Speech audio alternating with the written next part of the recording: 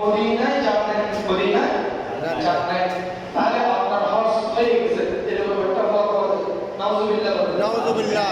আমি যদি আপনাদেরকে প্রশ্ন করি, এখানে ফ্যান আছে, লাইট আছে, তার আছে, বোর্ড আছে, সব কিছু আছে, কিন্তু কারেন্টের লাইন নেই, কারেন্টের কি নেই?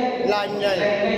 আপনার ফ্যান, আপনার দড়ি, আপনার মাইক, আপনার বোর্ড কোনো কিছু কাজ হবে না, কোনো কিছু কাজ হবে না, কোনো কিছু কাজ হবে না।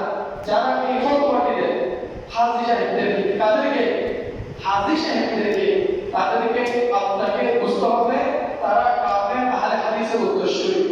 তারা কি লামাযাহাব কাফের ওয়াহাবি মৌলবীদের কি উত্তরসূরি।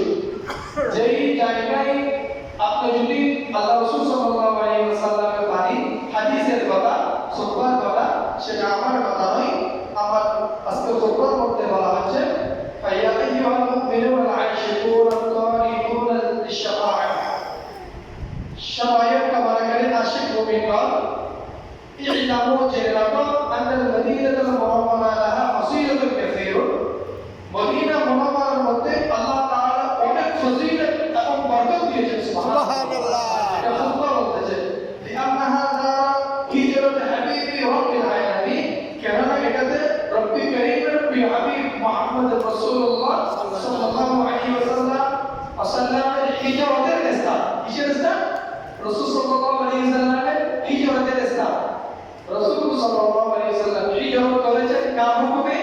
আল্লাহর আল্লাহর হুকুমে। কার হুকুমে? আল্লাহর হুকুমে। আল্লাহর হুকুমে। ওই হিজরতের স্থানের নাম ছিল ইয়াসরিব। কি ছিল? ইয়াসরিব ছিল। কি ছিল? ইয়াসরিব। যেখানে অসুখ ছিল, যেখানে অশান্তি ছিল, যেখানে বলা ছিল, যেখানে মুসিবত ছিল, যেখানে মানুষ চলাচল করার, বসবাস করার উপযুক্ত ছিল না, যেই জায়গাটি, ওই জায়গাটির নাম কি? ইয়াসরিব। ওই ইয়াসরিব নামক জায়গার মধ্যে আল্লাহর হুকুমে আমার রাসূল পাক সাল্লাল্লাহু আলাইহি ওয়াসাল্লাম হিজরত করেছেন আল্লাহর হুকুমে। ওই হিজরত করার পর নাম পরিবর্তন হয়ে ইয়াসরিব, কবি এই জন্য বলেছিল ইয়াসরিব নামে তুমি চিনে কলঙ্কের দেশ, বড়ই মারাত্মক ছিল তোমার পরিবেশ। ইয়াসরিব নামে তুমি চিনে কলঙ্কের দেশ, বড়ই মারাত্মক ছিল তোমার পরিবেশ। নবীর জুয়াই হয়ে গেলে সোনার মদিনা, সব ভুলিব কিন্তু তোমায় বলতে পারি না, সব ভুলিব কিন্তু তোমায় বলতে পারি না। সোনার মদিনা আমার প্রাণের মদিনা, সব ভুলিব কিন্তু তোমায় বলতে পারি না, সব ভুলিব কিন্তু তোমায় বলতে পারি না। এই কবির ভাষায় আজকে খুতবা বলতেছে, এটা ছিল আল্লাহর প্রিয় হাবিব রাসূল পাক সাল্লাল্লাহু আলাইহি ওয়াসাল্লামের হিজরতে স্থান ইয়াসরিব, বর্তমানে যাকে সোনার মদিনা হিসেবে বলা হয়। সুবহানাল্লাহ। কি মদিনা? সোনার মদিনা। এখানে আরো বলা হচ্ছে আফদালু বিকাইল আরদি ওয়াল আফদালু মিনাল কা'বাতি ওয়াল আরশি ওয়াল কুরসি। এই সোনার মদিনার জায়গাটি আমার দিকে তাকান, আমার দিকে তাকান। ছোট বাচ্চা কারা করবে? আপনাকে ছোট মানুষের দিকে তাকাবেন। আজকের হুকুমায় বলা হচ্ছে রাসূল সাল্লাল্লাহু আলাইহি ওয়াসাল্লাম যে জায়গায় হিজরত করেছেন, যে জায়গায় কি করেছেন? হিজরত করেছেন। আল্লাহর হাবিব সরকার মুস্তাফা সাল্লাল্লাহু আলাইহি ওয়াসাল্লাম যে জায়গায় হিজরত করেছেন, ওই জায়গার নাম ছিল ইয়াসরিব। ইয়াসরিব নামটা পরিবর্তন করে আমার আল্লাহ ওই নাম ঘোষণা করলেন সোনার মদিনা। আশিক রাসূলের সোনার মদিনা, আশিক রাসূলের সোনার মদিনা। এই সোনার মদিনা আল্লাহ তাআলা ঘোষণা করেন এটা কাবার চাইতো, আরশ কুরসির চাইতো শ্রেষ্ঠ জায়গা। ওই জায়গার নাম হলো সোনার মদিনা। উচ্চ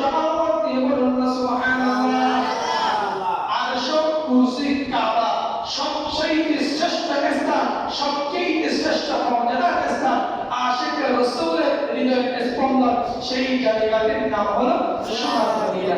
সেই জায়গাটির নাম কি? সোনার মদিনা।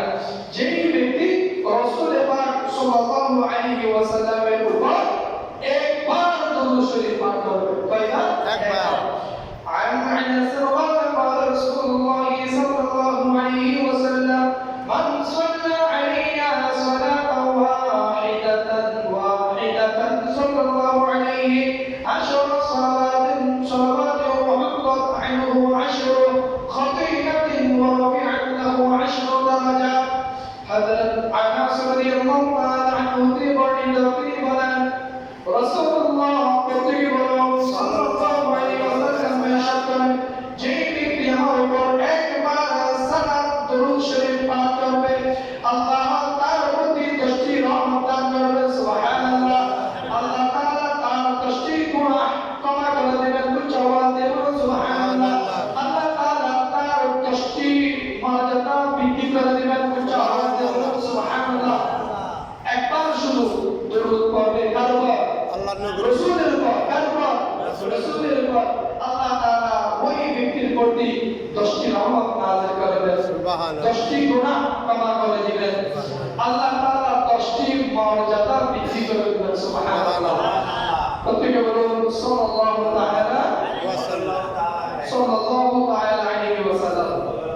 আওয়াজ দিয়ে বলুন না, সাল্লাল্লাহু তাআলা আলাইহি ওয়াসাল্লাম। সালাতু ইয়া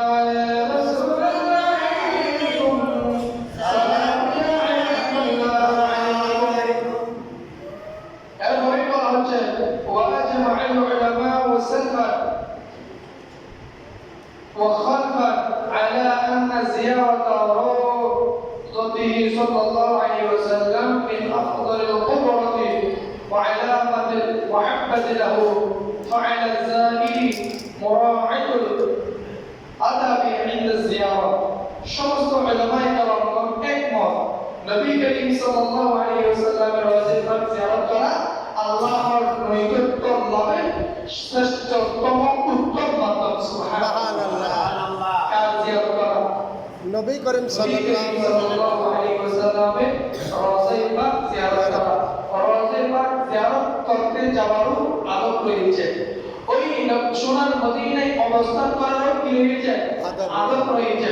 সোনার মদিনায় প্রবেশ করে আপনি সোনার মদিনার আশেপাশে এমন কোন বস্তুর মধ্যে আপনি আঘাত করতে পারবেন না যে এখানে আঘাত করার পরে আমার রাসূল কষ্ট পাবে। সুবহানাল্লাহ। আপনাদের মনে আছে কিনা জানি না, সোনার মদিনায় আল্লাহর রহমত সবচেয়ে বেশি বর্ষিত হয়। সুবহানাল্লাহ। এটা দোয়া করেছেন আমার রাসূল, এই দোয়া কে বলেছেন? আমার রাসূল। এই ঘোষণা কে দিয়েছেন? আমার রাসূল। কয়েকজন সৌদি আরবের প্রবাসী হয়েছিল, মদিনা মুনাওয়ারার আশেপাশে যদি একটা পিস রোপণ করে শত শত ফল। সুবহানাল্লাহ। সুবহানাল্লাহ। এই বরকত কার ওসিলায়? নবীর রাসূলায়। নবীর ওসিলায়। মদিনা শরীফের মধ্যে যে কুকুর রয়েছে, কোন কুকুর? মদিনার যে কুকুর রয়েছে, ওই কুকুরের মধ্যেও ইনসাফ রয়েছে, আদব রয়েছে, ইহতিরাম রয়েছে, ইতাআত রয়েছে, শ্রদ্ধা রয়েছে, ভালোবাসা রয়েছে, যেটা ক্ষমা করবেন আমার মধ্যে নাই, আপনার মধ্যে নাই। আমার আপনার রক্তগুলো মাংসগুলো যদি রক্ত এবং মাংসগুলোর মধ্যে এতগুলি অপরাধ, এতগুলি পাপ, এতগুলি জঘন্যতম কাজ আমার আপনার রক্তের সাথে মিশে রয়েছে, এইগুলো পরিষ্কার করার জন্য যদি সাবান এবং পানির প্রয়োজন হতো, তাহলে সাবান এবং পানির সব করে যেত। ঠিক না? ঠিক। আমার পাপের গুনার কথা, আমার গুনাহের কথা আপনি জানেন না, আপনার গুনাহের কথা আমি জানি না, আমার গুনাহের জন্য আমি দায়ী, আপনার গুনাহের জন্য আপনি দায়ী। আপনার উচিত, আমার উচিত ইখলাসের সাথে আমার রাসূলের উপর দরুদ করে নিজ দায়িত্বে তাওবা করে নেওয়া। কি করে নেওয়া? তওবা করে নেওয়া। তাওবা করে নেওয়া। নয়তো তাওবা ব্যতীত, ঈমান ব্যতীত যদি কবরের মধ্যে যায়, কবরটা আমার আপনার জন্য অত্যন্ত খুবই ভয়ঙ্কর হবে। একটা প্রশ্ন করি, আপনার রাত্রে ঘুমানোর সময় ওই একটা মশারি থাকে না? মশারি, জি। মশারি টাকেন না আপনারা? মশারি